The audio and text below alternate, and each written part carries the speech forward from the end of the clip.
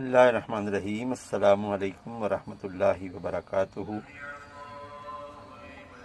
Sharjah UAE में मौजूद हूँ अरसा 8 साल से अल्हम्दुलिल्लाह। और यहाँ अगर किसी को पकाना आए तो वो ख़ुद पकाता है और पकाना चाहिए, इसमें ही बचत है। क्योंकि रेस्टोरेंट के खाने ज़्यादा मसालेदार होते हैं और बंदा 3 टाइम अगर यहाँ रेस्टोरेंट पर खाना खाएगा तो 1 महीने का 300 दिरहम ख़र्चा है। और अगर घर में पकाएगा, अगर उसे पकाना आए, जिस तरह का भी पकाना आए, तो वो ख़र्चा कम होता है। दाल चने की बनाई है।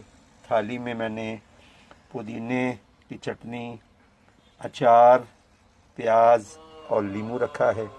इंशाल्लाह अभी मेरा बेटा आएगा तो हम मिलकर आज लंच करेंगे, तो मैंने कहा आपके साथ शेयर करें।